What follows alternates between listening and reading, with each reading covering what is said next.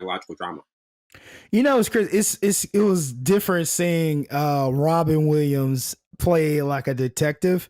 Because Mhm. obviously, growing up, we see him in Flubber, Mrs. Doubtfire, Yeah. Goodwill Hunting, like all those movies. That's like, you know, Aladdin, him voicing Aladdin, a bunch of other characters. Yeah. But then you get him in a serious role and you just see his range. And we already know Al Pacino had that range, bro. Like he's been in everything and everything. But just seeing Robin Williams in this different role was like, it was breathtaking. Like, bro, got range. He could do anything. He could play anything, portray anyone. Right. Mm-hmm. So I thought that was it. That caught my eye in the first place. Then you see all these Al Pacino, man. The first movie I watched Al Pacino was Scarface, which is a terrible movie for a kid to watch. And I always That was your intro. Yes, bro. That was my intro to Al Pacino, and then after that, you get Heat and some other, like a plethora of the movies. So yeah, still my all-time favorite.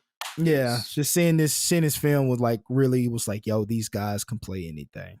Yeah, definitely. And I mean, also, like, you know, we've reviewed countless Christopher Nolan movies in the past, but this is a film that doesn't get mentioned from his catalog a lot. Like, do you think this is one of those movies? Because, like, obviously, we talk about films that are like the kind of the deep cuts. Like, even when we mentioned, I think it was Raging Bull for Martin Scorsese, and how that one is not as mentioned as much as like Scorsese's like mob masterpieces.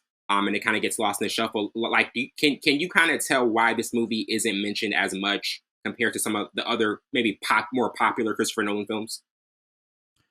I don't know. Yeah, because I mean, he has the blockbuster dramas of Dark Knight and Inception. Dark Knight and all those Inception. Yeah. But I think this film was more. It wasn't as different because I think it was like the same sort of kind of storyline. Because you look at the Batman film, Batman was a detective and he's a vigilante, but he's a detective in himself. And then he's at night. You know what I'm saying? He don't get no sleep for real.